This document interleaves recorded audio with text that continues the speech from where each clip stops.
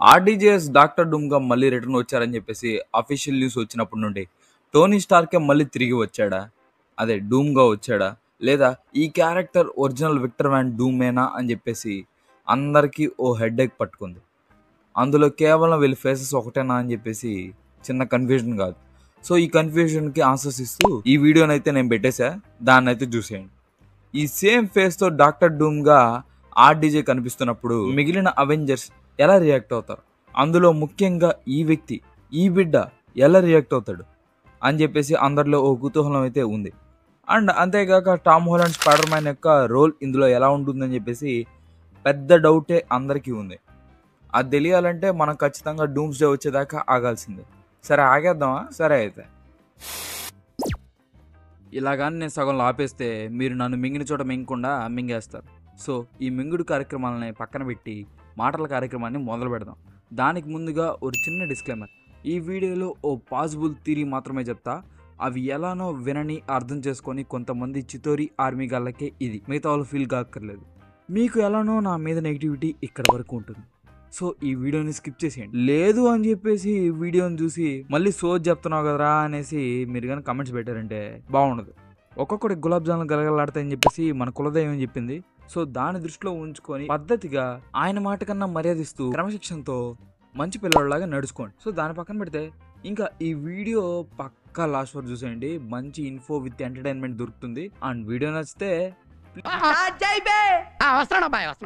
Dooms and secret wars లో Tom Holland character ఎలా ఉందని చెప్పేసి ఎక్కడ ఎలాంటి ఇన్ఫో అనేది లేదు. సో దానివల్ల ఇప్పటి వరకు జరుగుతున్న సిచ్యువేషన్స్ కి పాసిబిలిటీ అయితే మనం ఇక్కడ చూసేద్దాం. డూమ్స్ అండ్ సీక్రెట్ వార్స్ కన్నా ముందు మనకు టామ్ హాలండ్ యొక్క స్పైడర్ మ్యాన్ 4 అయితే మనం చూస్తాం.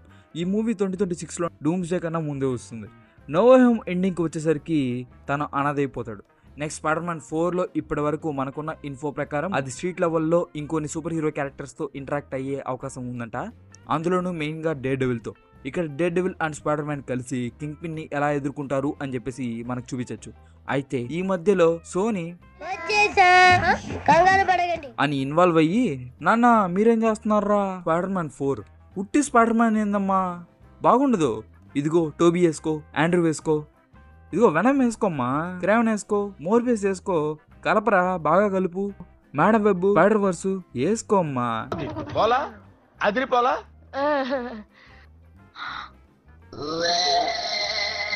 సినిమా మింగింద్రా సోనీ. ఇలా జరుగుతున్న టైంలో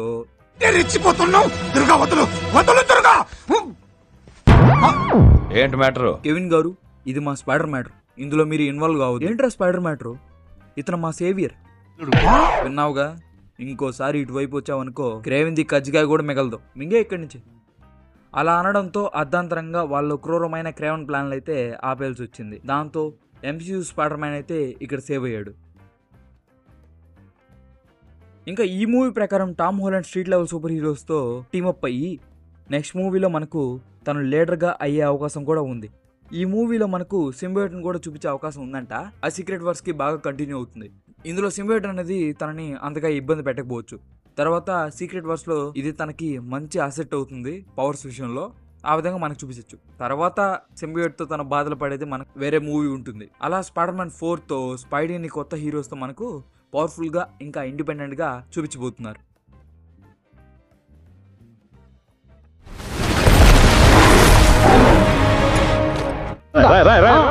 ఇంకా డూమ్స్ డే విషయానికి వస్తే తను అవెంజర్స్తో కలిసి డాక్టర్ డూమ్తో ఫైట్ చేసే ముందు డాక్టర్ డూమ్ ఎవరో టామ్ బయ్యాకి తెలీదు. ఎందుకంటే మాస్క్ వేసుకుంటాడు కదా, అందుకే ఎవరికి తెలీదు. So half of the movie అసలు ఎవరికి డాక్టర్ డూమే టోనీ ఫేస్తో ఉన్నాడని చెప్పేసి తెలియదు అనమాట.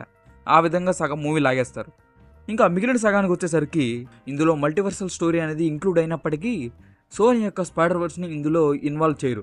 ఎందుకంటే ఇది మెయిన్గా ఫోకస్ అయ్యేది డాక్టర్ డూమ్ మీద. అంటే ఆ క్యారెక్టర్ యొక్క ఆరిజిన్ అండ్ మెయిన్ ఎంసీయూ అవసరమైన అవెంజర్స్ ఇంకా మల్టీవర్సల్ క్యారెక్టర్ చుట్టే ఇది తిరుగుతుంది. సో స్పైడర్ వర్స్ కి సంబంధించి మనకు వేరే క్యారెక్టర్స్ అనేవి కనబడకపోవచ్చు. కేవలం ఇందులో డాక్టర్ డూమ్ కి అగైనెస్ట్ గా టామ్ స్పైడర్ మ్యాన్ తను ప్రీవియస్ గా కలిసి వర్క్ చేసిన క్యారెక్టర్స్ తో సపరేట్ స్ట్రీట్ లెవెల్ టీమ్ అయితే తను రెడీ చేయొచ్చు. ఇంకా అలానే వేరే అవెంజర్స్ టీమ్స్ అయితే కూడా వాళ్ళు ఫామ్ చేయొచ్చు. Like new Captain America, Captain Marvel, Spider Man, Hulk, Thor, Fantastic 4 ఇలాంటి వాళ్ళందరూ సపరేట్ టీమ్స్ని అయితే ఫామ్ చేయొచ్చు. ఇక ఫైనల్గా డాక్టర్ డూమ్ ఎవరని చెప్పేసి అందరికీ రివీల్ అవుతుంది. అందరూ ఆశ్చర్యంలో ఉంటే మన టామ్ బయ్య మాత్రం పక్క తన తండ్రిలాగా భావించే టోనీ స్టార్క్ ని మళ్ళీ చూశాను అనే ఆనందం ఒకవైపు, ఇంకోవైపు తను ఈ మల్టీవర్స్ ని కాపాడాల్సింది ఇతన్నుండా అని చెప్పేసి ఒక బాధతో తను ఉంటాడు. ఈ మూవీలో కానీ స్పైడర్ మ్యాన్ కి ఇంకా డాక్టర్ డూమ్ మధ్య ఒక్క ఎమోషనల్ సీన్ అన్న పెడితే మాత్రం మూవీ ఒక రేంజ్కి వెళ్తుంది. అలాగని పెట్టలేదంటే ఎంసీయూని ఆర్డీజే కూడా కాపాడలేరు. ఆ విధంగా అవెంజర్స్ కన్నా కూడా మన టామ్ బయ్య ఇక్కడ ఫిజికల్ గా ఇంకా మెంటల్ గా కంటికి కనిపించిన శత్రువుతో బయటికి కనపడి యుద్ధం చేసేవాడిని అత్త. దాంతో ఇలా అంత పవర్ఫుల్ విలన్ అయినా సరైన ప్లాన్ అండ్ పవర్ లేక అవెంజర్స్ ఒకవైపు, ఇంకోవైపు ఎమోషనల్ గా టామ్ స్పైడర్ మ్యాన్ అయితే ఇక్కడ ఓడిపోతారు. అలా మూవీ ఎండ్ అవుతుంది. ఇందులో కానీ సరిగ్గా స్పైడర్ మ్యాన్ కి ఇంకా డాక్టర్ డూమ్ మధ్య ఒక ఎమోషనల్ సీన్ పడిందంటే మాత్రం స్క్రీన్ పైన ఒక అద్భుతాన్ని మనం చూస్తాం. ఇంకా మార్వెల్కి Infinity War and Endgame రేంజ్లో ఒక మంచి సక్సెస్ అయితే ఇక్కడ దొరుకుతుంది. ఆ విధంగా మునిగిపోతున్న మార్వెల్ని ఒడ్డుకు లాగొచ్చిన మూవీగా ఇది చరిత్రలో నిలబడిపోతుంది. ఇంకా ఇందులో వచ్చేసరికి నాకు తెలిసి మిగిలిన Spider Mans and Spider Verse క్యారెక్టర్స్ని Tom Holland Spider Man team form చేయొచ్చు, లేదా వచ్చిన స్పైడర్ వర్స్ క్యారెక్టర్స్తో తను జరిగింది జరగబోయేది చెప్పి గైడ్ చేయొచ్చు. ఇంకా మెయిన్గా టోబీ మ్యాగ్వైర్ అండ్ ఆండ్రూతో మళ్ళీ రీయూనియన్ అనేది అదిరిపోతుంది. ఇది స్క్రీన్ పైన చాలా ఎమోషనల్గా ఉంటుంది. మనకు రీసెంట్గా వచ్చిన న్యూస్ ప్రకారం టోబీ మ్యాగ్వైర్కి ఇందులో ఎక్కువగా స్క్రీన్ టైం అనేది ఉంటుందంట, అలానే ఇంపార్టెన్స్ కూడా. ఎందుకంటే ఇలా ఉంటేనే తను రిటర్న్ అవుతాడని చెప్పేసి డిమాండ్ చేశారు. సో దానికి మార్వెల్ ఒప్పుకుంది. ఆ విధంగా మనం టోబీని ఎక్కువ స్క్రీన్ టైంలో చూడబోతున్నాం. ఇంకా దాని ప్రకారం చూస్తే టోబీ మ్యాగ్వైర్ని కెప్టెన్ లాగా, స్పైడర్ వర్స్కి ఒక లీడర్ లాగా మనకు చూపించే అవకాశం ఉంది.